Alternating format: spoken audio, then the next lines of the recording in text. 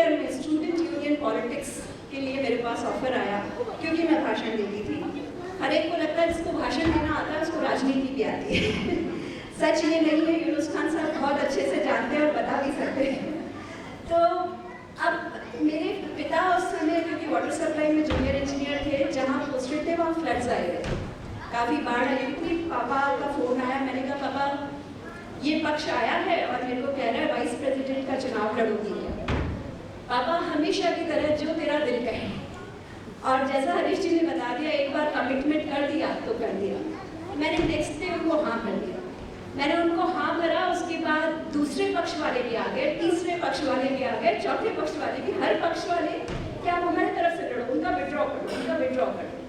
But क्योंकि जो even निर्माणा में बांगड़ परिवार के बारे में भी बोलते हैं कि अगर इन्होंने जबान दे दी तो दे दी, ठीक ऐसे ही जो जबान दे दी तो दे दी।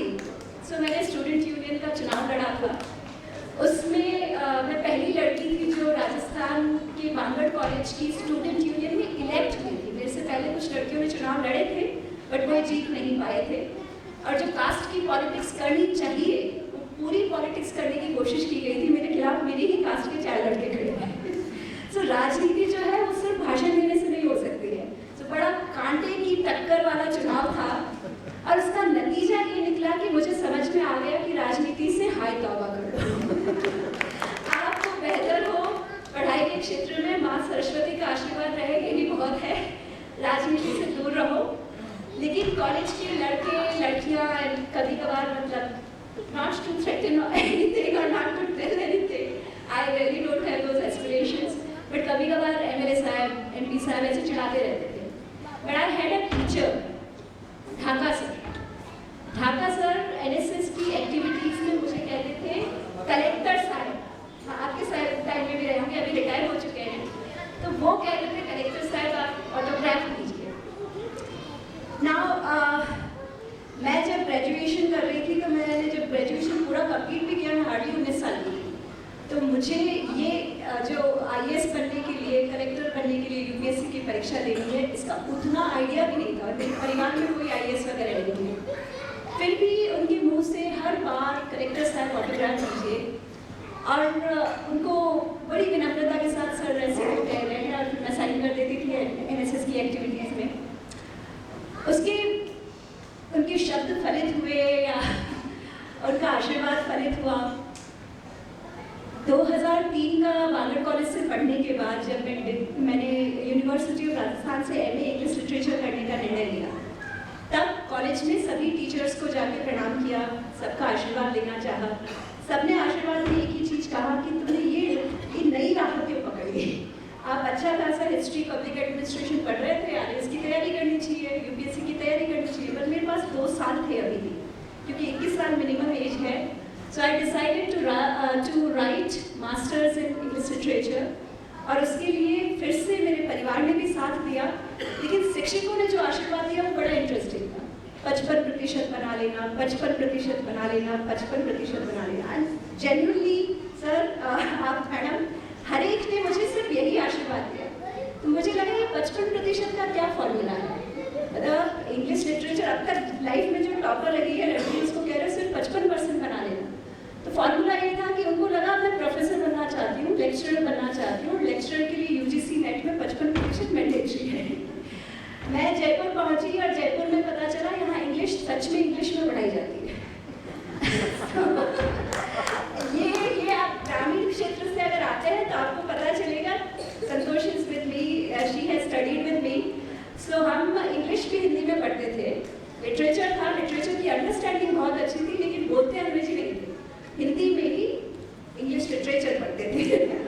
जब पहली बार जयपुर में पहुंचे और वहाँ का डिपार्टमेंट ऑफ इंग्लिश लिटरेचर में सच में लड़के लड़कियाँ आईसीजी से थे और कनोडिया कॉलेज से थे, वो सब इंग्लिश में बात कर रहे हैं, टीचर्स इंग्लिश में ही बात कर रहे हैं। सो जो फ्रंट रनर लड़की रही थी कॉलेज में, टॉपर, एमएलए साहब, एमपी साहब, कलेक्टर साहब, everybody hoping that she will certainly do something. Suddenly I was like, जहाँ बच्चे हैं जितने इंडिफरेंट है मेरे भाषण से उतनी इंडिफरेंट मैं थी। और बिल्कुल अलग अपनी दुनिया में कि अब यार इन लोगों के बीच में थोड़े ना कंपटीशन हो सकती है, ये तो बड़े ही पहुँचे हुए लोग उन पहुंचे हुए लोगों के बीच में पहुंच के अपने आप को बिल्कुल ही अनसुना सा अनुभव करना, अनदेखा सा अनुभव करना, जैसे आप हो ही नहीं, आप एग्जिस्ट ही नहीं करते हो। और ये ग्रामीण भागों से आए हुए सभी लोगों के साथ होता होगा। मुश्किल सा होता होगा जब आप अलग सी पार्श्वभूमि में पहुंचते हैं। मैं बैक बेंचर हो गई लाइफ में 2 सालों के लिए, सिर्फ हिंदी डिबेट्स में भाग लेने लगी। जब रिजल्ट आया तो जैसा इन्होंने बताया कि मैंने यूनिवर्सिटी टॉप किया था, और हर व्यक्ति उसी यूनिवर्सिटी में, और मेरे कॉलेज से भी फोन कर करके पूछ रहे थे 55% बोला था, टॉप कहाँ से हो गया? अगर आपके शिक्षकों ने 55% का आशीर्वाद दिया और आप टॉप कर सकते हो, अगर वो मुझे टॉप करने का आशीर्वाद देते तो मैं अब तक इंग्लिश की ऑथर होती। But I am very very thankful to the fact that Tidwana has shaped me, Tidwana has made me what I am today.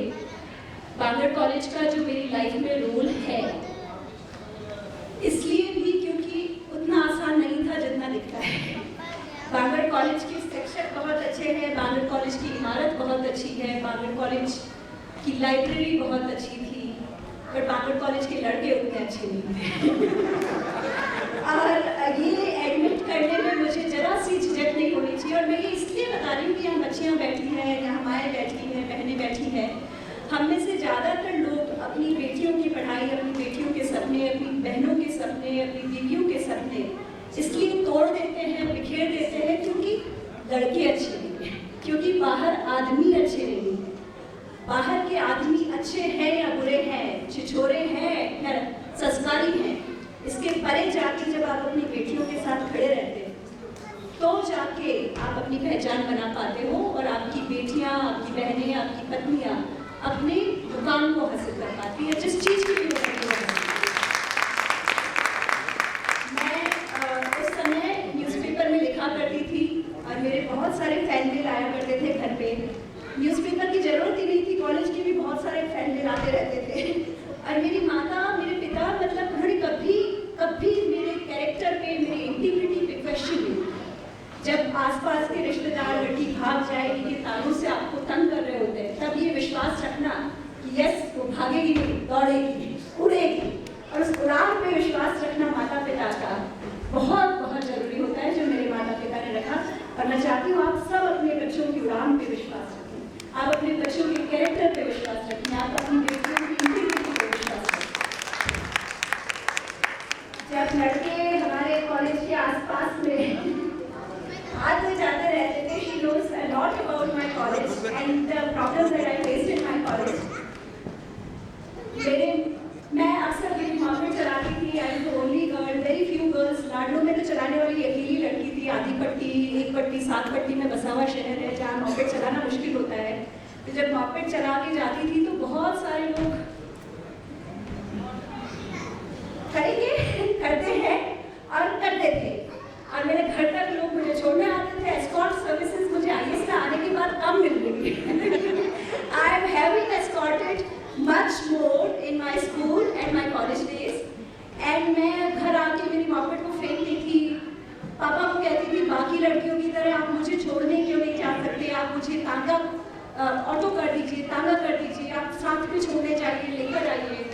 और मेरे मम्मी पापा हमेशा कहते थे जब हाथी गुजरता है कहीं से कुत्ते भौंकते रहते हैं, और ये सच है, मैं सच में बता रही हूँ, मैं हाथी नहीं थी, जैसे आपकी बेटियां भी हाथी नहीं होंगी, लेकिन उनको अगर माता पिता का साथ और जिंदगी में इस तरह की बहुत सारी अड़चनों से गुजरने में साथ मिल जाए तो वो हाथी जरूर बन सकती है।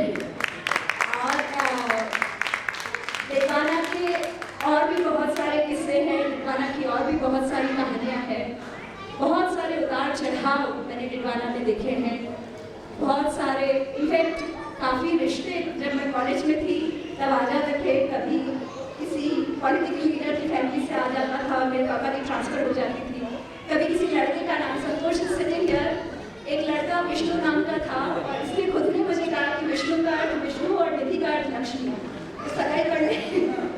सो कितनी डिफिकल्टीज रही होंगी जब मैंने ग्रेजुएशन किया, आप समझ सकते हैं। और ऐसी परिस्थितियों में thanks to the fact that I had a good college, thanks to the fact that my teacher practitioners had faith in me, thanks to the fact that my parents had faith in me, and thanks to the fact that I never gave up. I never ever gave up in my life. I kept falling many times. और आज भी आप सबके सामने बोलते हुए भी मुझे लग रहा है, मुझे यहाँ आते हुए भी लग रहा था कि not just that I met my father-in-law here, but also because somewhere from some place my father-in-law is seeing me, and I know how proud he is of the fact that what I have become today is thanks to the blessings that he has showered on me. Past 16 years, not just my parents had supported me all my life. Graduation, post graduation, मेरी शादी, intercaste marriage, Kayastha लड़का, जाटों की लड़की, but मेरे parents ने हमेशा मुझे support किया। और अब पिछले 16 साल से मेरे ससुर जी, मेरी सास, मेरे सारे इन-लॉज मुझे सपोर्ट कर रहे हैं। उन सबका सपोर्ट के कारण से I am here in front of you. I am thankful to each one of you for having me over. आप सबका तहे दिल से धन्यवाद। हरीश जी धन्यवाद, बांगड़ परिवार का खूब खूब धन्यवाद, यूनुस खान साहब बहुत धन्यवाद। ऐसे ही डिडवाना आगे बढ़ता रहे और डिडवाना के लोग देश में जहाँ कहीं भी एक दूसरे से कनेक्टेड रहें। इन्हीं शुभेच्छाओं के साथ काम कीजिए।